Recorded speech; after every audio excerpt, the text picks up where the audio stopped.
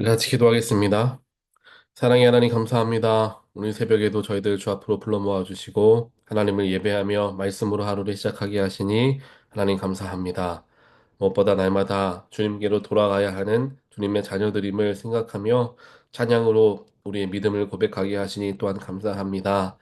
하나님 우리들이 삶을 살아가는 환경 속에서 하나님을 잃고 또 하나님을 잊어버리고 살아갈 때가 많이 있지만 오늘 함께 고백하는 것과 같이 날마다 주께로 나아가고 날마다 주님께 기도하고 날마다 주 앞에 엎드릴 줄 아는 그러한 주님의 백성들 되기를 간절히 소원합니다. 자녀가 부모를 찾아가는 것은 당연한 일인 것임을 저희들 기억하게 하여 주시어서 하나님 안에 거하고자 하나님께 돌아가고자 날마다 나의 육신의 정욕을 쳐내리고 주께로 나아가는 거룩한 주님의 자녀들 되어질 수 있도록 하나님 인도하여 주시옵소서. 하나님 이 시간 저희들에게 허락하여 주신 하나님의 말씀을 듣습니다. 말씀을 듣고 묵상할 때에 하나님의 음성을 들을 수 있는 시간 될 수 있도록 주여 축복하시고 하나님을 만나고 체험하고 또한 나의 일상에서 고백하는 놀라운 일들이 오늘 이 예배를 통하여서 일어나게 하여 주시옵소서. 또한 우리가 기도하는 간절한 기도의 제목들이 있습니다. 주님께서 친히 그 기도를 들으시고 또한 응답하여 주시어서 우리가 말씀으로 기도하고 말씀에 근거하여서 하나님께 나아갈 때 응답되어지는 축복을 모두가 누리게 하여 주시옵소서. 이 모든 말씀 예수 그리스도 이름으로 간절히 기도합니다. 아멘. 하나님 말씀 함께 보겠습니다. 주신 하나님 말씀 요한복음 14장 15절에서 24절까지입니다.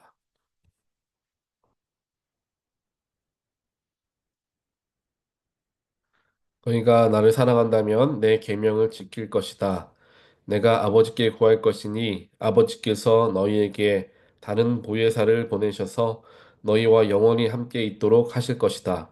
그분은 진리의 영이시다. 세상은 그분을 볼 수도 없고 알 수도 없기 때문에 그분을 받아들일 수가 없다. 그러나 너희는 그분을 안다. 그분이 너희와 함께 계시고 또 너희 안에 계실 것이기 때문이다. 나는 너희를 고아처럼 내버려 두지 않고 너희에게 다시 오겠다. 조금 있으면 세상은 나를 보지 못하겠지만 너희는 나를 볼 것이다. 내가 살아있고 너희도 살 것이기 때문이다. 그날에 너희는 내가 내 아버지 안에 있고 너희가 내 안에 있으며 내가 너희 안에 있음을 알게 될 것이다. 누구든지 내 계명을 가지고 지키는 사람은 나를 사랑하는 사람이다. 나를 사랑하는 사람은 내 아버지의 사랑을 받을 것이고, 나 또한 그 사람을 사랑하고 그 사람에게 나를 나타낼 것이다. 그러자 가룟 유다가 아닌 다른 유다가 말했습니다. 주여, 주께서 우리에게는 자신을 나타내시고 세상에는 자신을 나타내시지 않는 까닭이 무엇입니까? 예수께서 그에게 대답하셨다. 누구든지 나를 사랑하는 사람은 내 말을 지킬 것이다. 그러면 내 아버지께서 그 사람을 사랑하실 것이요. 아버지와 내가 그 사람에게로 가서 그와 함께 살 것이다. 나를 사랑하지 않는 사람은 내 말을 지키지 아니한다. 너희가 듣고 있는 이 말은 내 말이 아니라 나를 보내신 아버지의 말씀이다. 아멘. 오늘 우리가 함께 보는 요한복음 14장 말씀에서 또 예수님께서 계속해서 제자들과 마지막으로 대화하는 장면의 말씀들이 기록되어 있습니다. 오늘 말씀에서는 특별하게 예수님께서 제자들을 이제 떠나실 텐데, 즉 세상을 떠나실 텐데, 떠나는 게 오히려 제자들과 사람들에게 유익하다라는 것을 가르쳐 주고 계십니다. 왜냐하면 보혜사 성령이 이제 임하게 될 것이기 때문입니다. 보혜사라는 것에는 돕다라는 뜻이 담겨져 있는 단어입니다.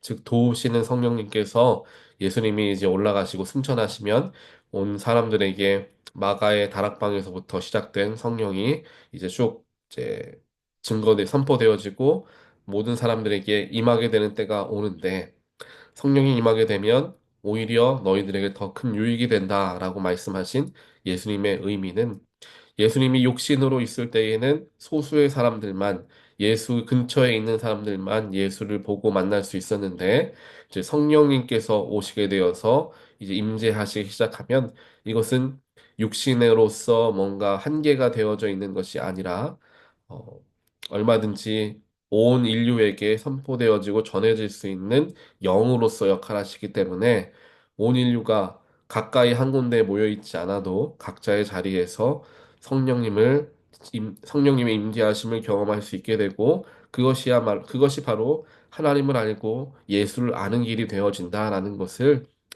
예수님께서는 제자들에게 가르쳐 주고 계십니다. 성령께서 우리에게 임하셨고 성령을 통하여서 우리는 예수를 알 수 있습니다. 2000년 전 예수께서 이 땅에 오신 것을 본 사람은 지금 이 시대에 아무도 없습니다.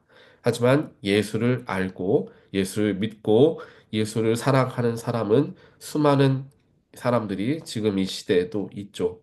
어떻게 그게 가능하냐? 바로 성령 때문에 가능해진다라는 것입니다. 그렇다면 우리가 이렇게 이야기할 수 있겠죠. 예수님을 비록 우리가 만나지는 못했지만 알 수 있는 방법은 성경 말씀 열심히 읽으면은 알 수 있는 것이 아닙니까? 라고 이야기할 수 있습니다. 근데 예수님께서는 말씀하시는 게 뭐냐면은 예수님을 단순히 아는 것을 넘어서서 예수님을 사랑하는 관계가 되어야 한다는 말씀을 허락하셨잖아요. 우리가 아무리 성경책을 통하여서 예수님을 만나고 예수님을 안다, 알아간다라고 하더라도 그 예수님을 정말 사랑한다라는 것 단계까지 가기는 쉽지 않은 것을 알 수가 있습니다. 책을 읽는다고 책에 나와 있는 그 주인공이라든지 이런 것들을 우리가 사랑하는 관계까지 갈 수는 없는 거잖아요. 책에 나와 있는 인물이니까. 물론 뭐 그 책을 너무나 너무나 사랑하고 탐독해서 그런 감정을 느낄 수도 있겠지만 그건 거의 뭐 희박한 그런 수준에 이를 수밖에 없다라는 것을 우리는 다들 잘 알고 있습니다. 그렇기 때문에 성경 말씀을 통하여서 예수님을 알고 만나고 사랑하는 것이 어려우니 성령을 통하여서 이제 함께 그것을 하나님을 사랑하는 예수를 사랑하는 감정까지 나아갈 수가 있게 된다는 것입니다. 성경 말씀을 통하여서 예수가 누구인지를 알게 되고 성령님의 역사하심을 통하여서 하나 예수님을 사랑하는 관계까지 함께 나아가는 그러한 일들을 예수님께서 하시기 위해서 보혜사 성령을 우리에게 보내주셨다라고 이제 이야기를 하는 것이죠.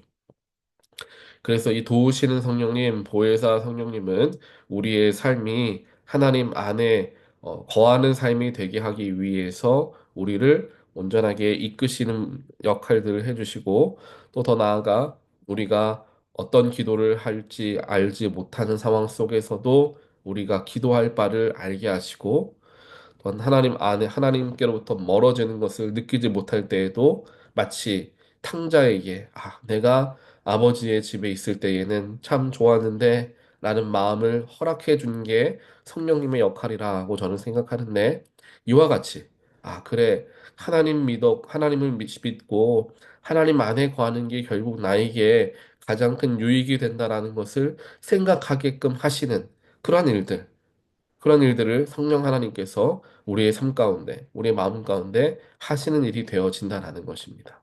그래서 그 보혜사 성령을 예수님께서 보내주셔서 이제는 내가 너희들을 떠나지만 너희들을 고와 같이 내버려 두지 않고 성령으로서 너희와 함께 할 것이다. 라고 이제 말씀을 하시는 장면이 이제 14장 15절부터 20절까지에 있는 말씀이 됩니다.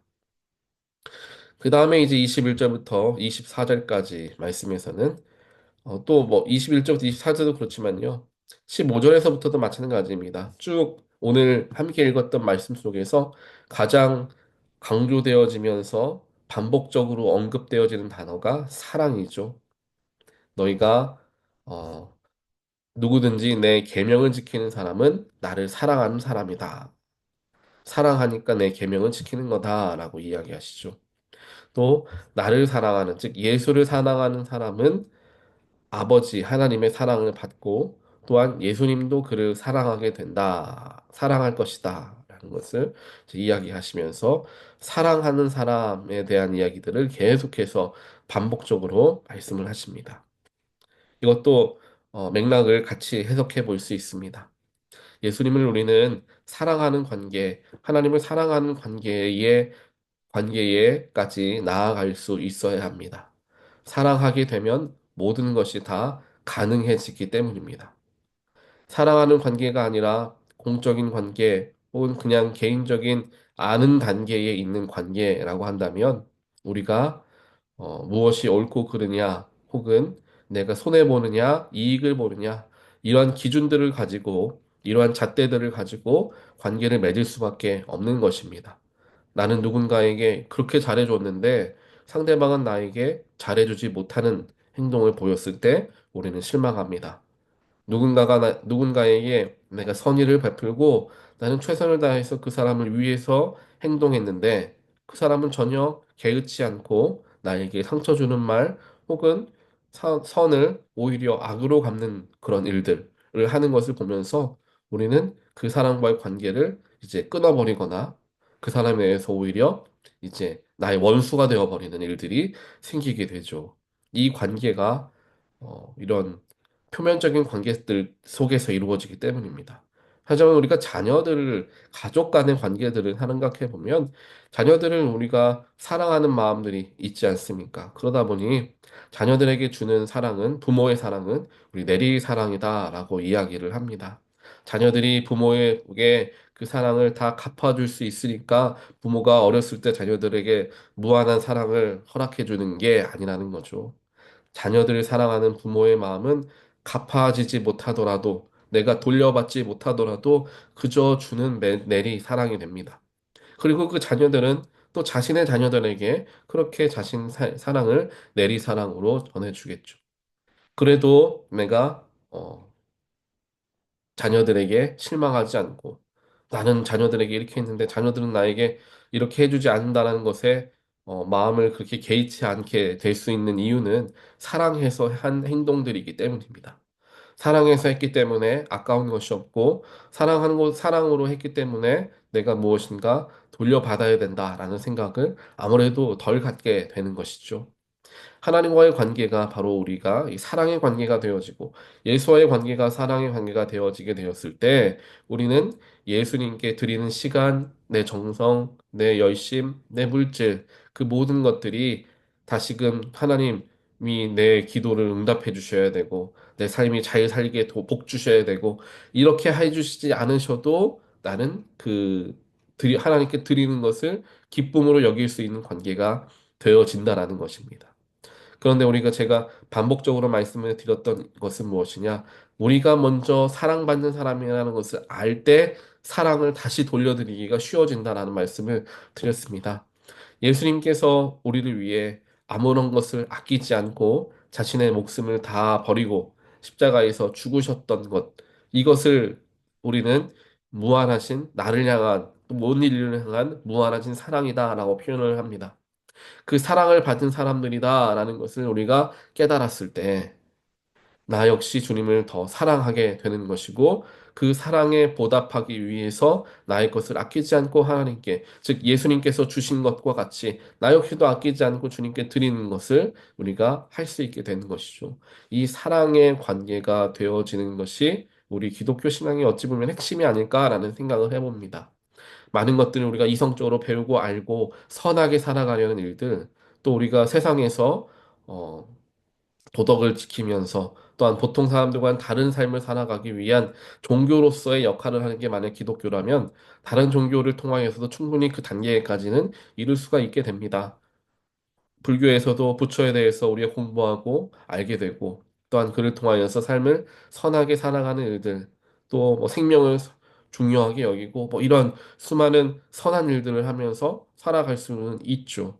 하지만 그렇다고 그것을 통하여서 우리가 구원에 이를 수는 없다라는 것을 다들 알고 있지는 않습니까? 그래서 그 단계를 넘어서야 된다는 거죠. 세상 일반의 종교들과 극명하게 차이가 나는 이 그리스도교, 기독교의 그 차이점까지 우리가 올라갈 수 있어야 된다는 거예요. 세상 종교인들과 세상 타 종교인들과 같은 수준에 머물러 있다고 한다면 그리스도인들이 그리스도교가 예수가 세상에 그렇게 큰 의미가 있는 의미를 부여하지 못하는 단계에 머무를 수밖에 없다라는 거죠. 그 넘어서까지 우리가 이르를 수 있어야 돼. 다다를 수 있어야 된다는 거죠. 그것이 바로 영생에 걸려 있는 우리에게 허락되어진 구원을 누리며 살아가는 사람들로서의 그러한 삶을 살아가는 게 굉장히 중요하다라는 것을 우리는 반드시 기억하며 살아가야 할 것입니다. 그래서 우리는 영혼을 두고 살아가는 사람들입니다. 그 영혼을 누리며 살아가는 사람들인 것을 기억하고 그 영생을 주신 예수를 사랑하고 모든 것을 포기하고 희생으로써 사랑을 표현하신 예수를 닮아가려 노력하는 삶을 살아가는 것이 우리에게 너무나 중요하다라는 것을 우리는 기억을 해야 할 것입니다. 오늘 말씀을 우리가 기억하시면서 예수님께서 결국 오늘 우리에게 하시길 원하시는 것은 바로 이것입니다. 우리가 어, 주님을 더 사랑하고 주님을 더 마음을 다하여 사모하는 마음을 가지고 살아가야 하는데 그렇게 도우시는 역할을 하도록 도우시는 역할을 하시는 분이 바로 보혜사 성령님이시다라는 거예요. 그렇기에 보혜사 성령님을 내 안에 모시고 내 안에서 성령님이 온전하게 역사하실 수 있도록 나의 삶을 드리는 훈련, 나의 자아를 주님 성령님께 내어드리는 훈련, 내 마음을 비워내고 내 중심에 성령님을 모시는 훈련들, 이러한 훈련들이 함께 일상에서도 이루어져야 우리의 삶이 달라질 수 있다라는 것입니다.